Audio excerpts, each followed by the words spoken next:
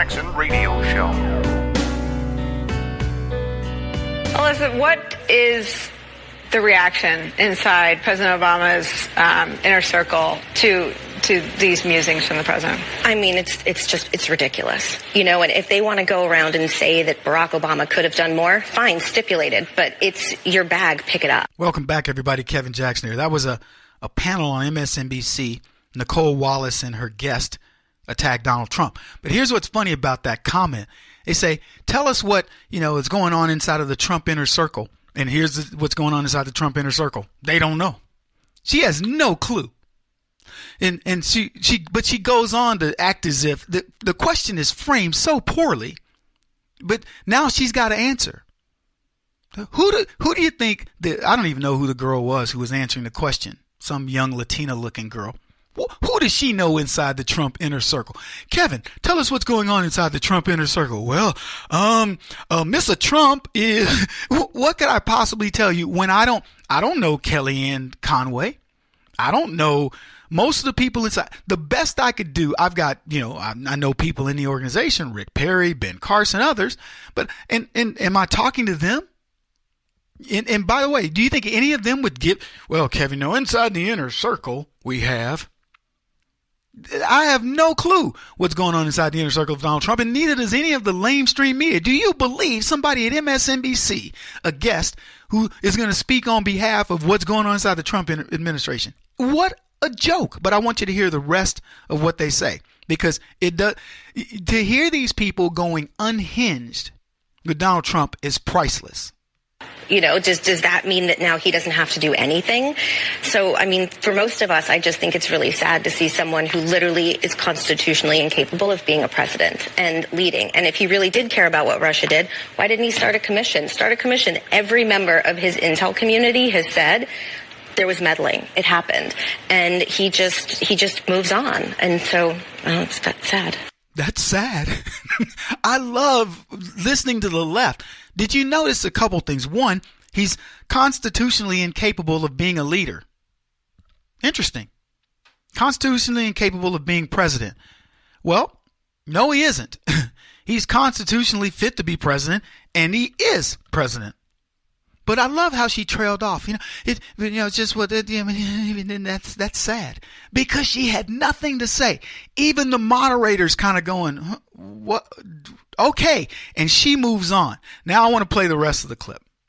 But what about the fact that he now has his own? Can you imagine any scenario where Susan Rice would have been at the Munich Security Conference and saying anything about Russia or anything else, and President Obama would be live tweeting his dissent or critiquing her performance? Never, ever, because we were unified and we spoke and we had a foreign policy strategy that the whole government was clued in on. But no, also, we didn't let Barack Obama have his Twitter, so. But even if he did, I mean, just the idea no, that he never would have. But that there is there's no topic that's too sacred for the president to undermine his own aides, and there's no aide that's immune from being attacked by the president on Twitter. Just as someone who worked at the highest levels of a White House, how outside the norm is that? It's so outside the norm. I don't understand why people actually continue to work there. I mean, he's a tank. He knows one direction forward. He's going to mow over all of them. They're all going to leave the building with no credibility and complete reputational damage. And so for him, the only person so far, the only two who are immune are Ivanka and Jared. And that remains to be seen. So far, exactly. Right? Hicks. Don't forget about Hope. And Hope Hicks. No, So far. She had bad judgment about Rob Porter, don't forget. And but still, he hasn't attacked her on Twitter. No. You're right. Wow, you gotta love this, man. Welcome back, everybody. Kevin Jackson here. 844-551-8255. Would love to get your take on that. That's MSNBC people. Nicole Wallace with a group of people. That one lady used to work on the Obama administration and had something to do with foreign policy.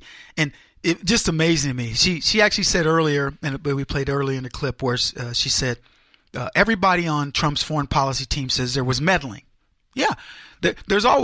We can always admit the Russians are meddling. That's normal. Big deal. Okay, but here's the question. In 2014, Obama knew there was meddling, and in 2016, he said, what's Trump? He needs to stop his whining and go campaigning. The Russians have nothing to do with our election. You think they covered that in that segment? And I love the part where they shift gears.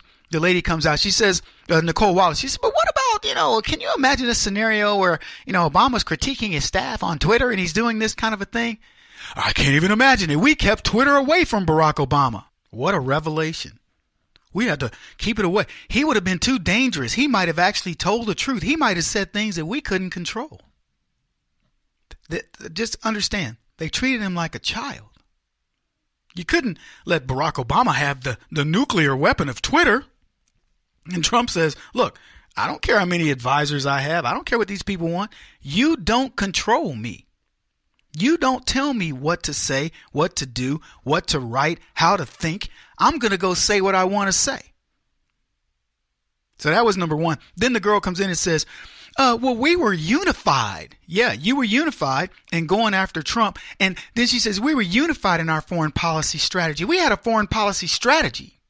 Yeah, let me tell you what that foreign policy strategy was. Kowtow to every nation when it comes to trade. Trump at CPAC yet again reinforced the idea. $500 billion of trade with per year, almost approaching that number with China by itself. A 70 plus, he said $100 billion trade deficit with Mexico. I don't know I heard it was 78 billion. That's significant. He says it's no wonder these people loved having us come to these trade, meetings and these different foreign policy meetings, because it was like, who's going to be the sucker at the poker table? America. We were unified in our strategy.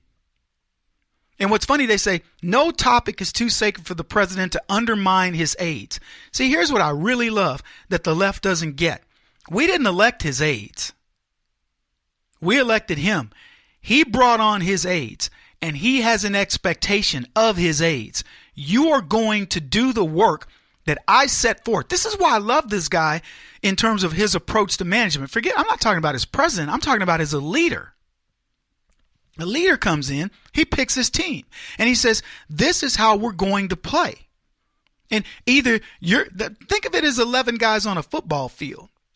And you got a receiver that keeps dropping the ball, or he doesn't know how to run his routes, or a center who can't get the ball to the quarterback, or a guard who doesn't know how to pull and block for the running back. And I could go on.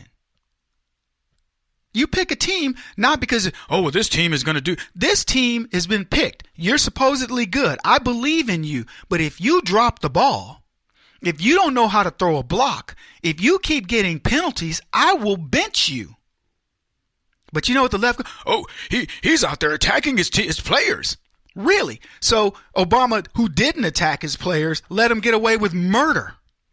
And I'm not even joking. He just said, Hillary, go do what you want. Susan Rice, say this, and everything will be cool. John Kerry, Eric Holder, Loretta Lynch, it didn't matter. Y'all just do your thing. I'll never undermine you. You're all great. So what, you got people killed in Benghazi? So what, you got people killed running guns into Mexico? So what, you oppress citizens with the IRS? So what, you got veterans killed on waiting lists? I'm never going to talk bad about you. Now look, I have a rule that says I'm not going to talk bad about my team, in the sense that when we're building a team, I'm not going to talk bad about you, but I'll let you go.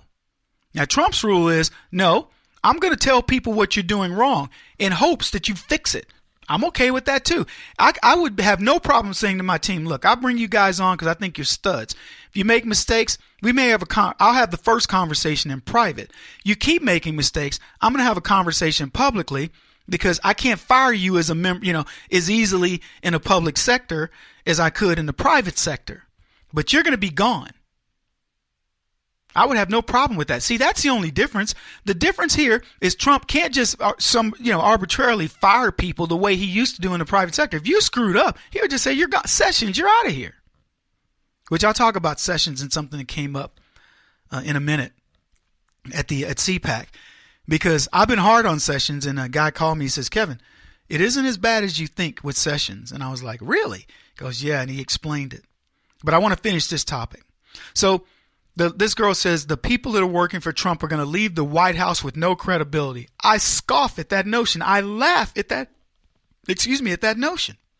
This woman must be on some of that Colorado wacky weed.